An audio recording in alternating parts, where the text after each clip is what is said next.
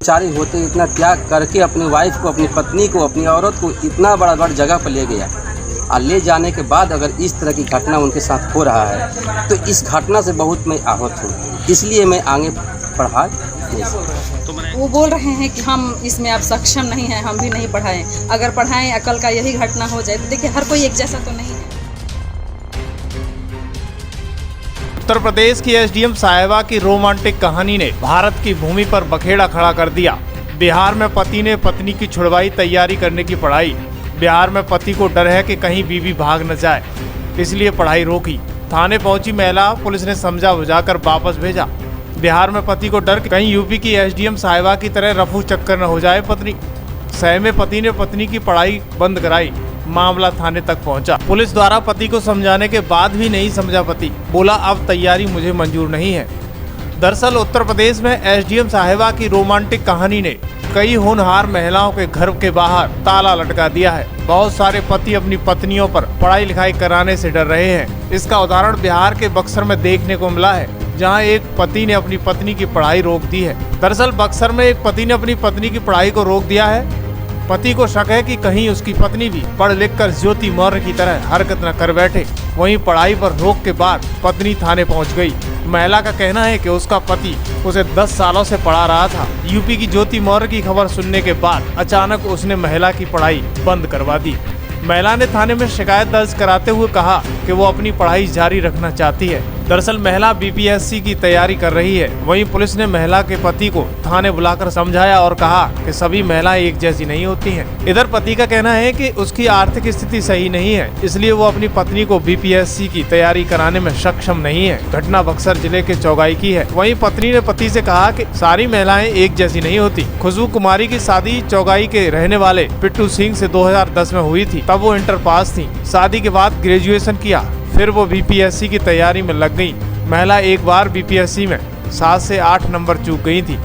तब इसके पति ने उसकी उम्मीद बढ़ाई और पढ़ाई जारी रखने में पूरा सहयोग दिया था। जब से यूपी की महिला अधिकारी ज्योति की खबर सामने आई है, तब से उसका पति डर गया है कि उसकी पत्नी भी अधिकारी बनने के बाद उसे छोड़ न दे। इसके बाद पिंटू भी अपनी पत्नी की पढ़ाई रोकने का दबाव बनाने लगा है। महिला ने कहा है कि हमारे पति को शक है कि मैं ज्योति मौर्य की तरह न बन जाऊं, लेकिन ऐसा नहीं होगा। सब एक जैसे नहीं होते हैं। पति पत्नी की इस नोक-झोंक को देखते हुए थाने में तैनात अधिकारी से लेकर सिपाही तक दंग रह गए। इसकी चर्चा पूरे मुरार में ही नहीं बल्कि पूरे भारत में एक बार हो रही है। एक पति ने फिर से अपनी पत्नी पर पढ़ाई की रोक लगाई है। वहीं इसी बीच पिंटू चौगाई में ही एक पेट्रोल पंप पर बतौर मैनेजर के पद पर कार्यरत है। उसने कहा है कि अब मेरी आर्थिक स्थिति उतनी नहीं रह गई कि मैं अपनी पत्नी को बीपीएससी की तैयारी करा सकूं।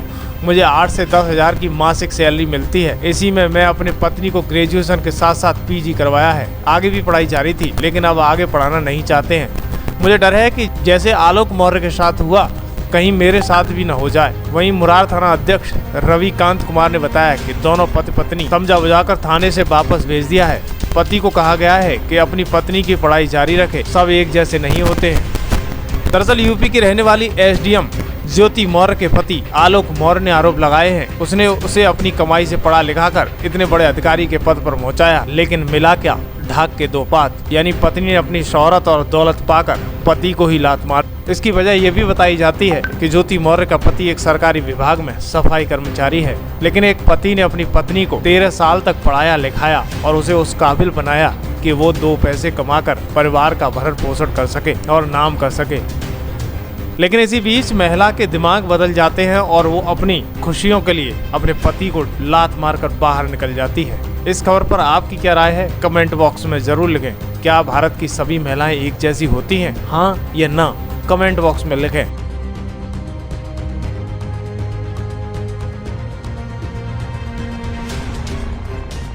मौजूद अभी तत्काल में अभी नया घटना जो देखे के मिलल प्रयागराज वाला ज्योति मौर्य और आलोक मौर्य के बीच, कि उन्होंने सफाई कर्मचारी होते इतना त्याग करके अपनी वाइफ को, अपनी पत्नी को, अपनी औरत को इतना बड़ा जगह पर ले गया और ले जाने के बाद अगर इस तरह की घटना उनके साथ हो रहा है तो इस घटना से बहुत मैं आहत हूँ, इसलिए मैं आगे बढ़ा नहीं सकता। तो मैंने क्या आर्थिक स्थिति कमजोर है, क्या है? हाँ, उतना हम पढ़ाने में सक्षम नहीं है, हम नहीं पढ़ा तो पाएंगे। पहले तो आप पढ़ा रहे थे। पहले पढ़ा रहे थे, इस तरह घटना नहीं थी, भरसक खेत बाजार दुनिया गहना गुड़िया बेच के कर देते, बात वो अलग होता। लेकिन आज हमारे साथ इस तरह की समस्या नहीं है, हम नहीं हो सकता है हमारे से, इसलिए नहीं होगा कि कल क्या घटना होगी, परसों क्या घटना होगी, हम सब कुछ बेच देते, लास्ट में क्या करेंगे हम। तो थाने पे क्या आए थे? थाने पर आए थे हम, थाना प्रभारी से कहने के लिए कि सर हम अभी पढ़ाने में सक्षम नहीं है, हम नहीं पढ़ा पाएंगे। तो मैंने ये पत्नी तो कह रही है कि हम पढ़ेंगे। पत्नी को पढ़ना है, पत्नी तो पढ़ेंगी, पत्नी को तो शुरू से पढ़ा, लेकिन हम अर्थ देने के सक्षम नहीं है। अर्थ की जो पढ़ाई का मतलब स्टॉप हो जाएगा, पढ़ाई स्टॉपेज होगा। है ज्योति मौर्य वाला, मेरे पति चाहते हैं कि अब हम भी नहीं आगे सक्षम हैं पढ़ाने में, लेकिन शुरू से लेके आज तक 10 साल से वो हमको पढ़ा रहे हैं, और आज अगर पीछे हट जाएं तो ऐसे ही तो हर महिला का मतलब मनोबल टूटता जा रहा है। कल 136 पत्नियों ने अपने पत्नी को बुला लिया प्रयागराज से, जो PCS की तैयारी कर रही थी। अब उन लोगों का सपना तो सपना ही रह गया। इसी तरह तो हर महिला यूपी बिहार या हर देश में प्रदेश में जहाँ देखिए यही न्यूज़ चल रही है, हर लोग पीछे हटते रहें। सब लोग कह रहे हैं कि बेटी पढ़ाओ, पत्नी नहीं। तो क्या पत्नी से क्या बोल रहे थे? वो बोल रहे हैं कि हम इसमें अब सक्षम नहीं हैं, हम भी नहीं पढ़ाएं। अगर पढ़ाएं अकल का यही घटना हो जाए तो देखिए हर कोई एक जैसा तो नहीं है, हर कोई एक जैसा नहीं है। हम नहीं मतलब ऐसा करेंगे, लेकिन कह रहे हैं कि नहीं, आगे का मनमति कौन जानता है कि कब क्या होगा। ऐसे ही हर औरत का मनोबल टूटता जा रहा है। बड़ा बाबू से मिली तो क्या बोले बड़ा बाबू?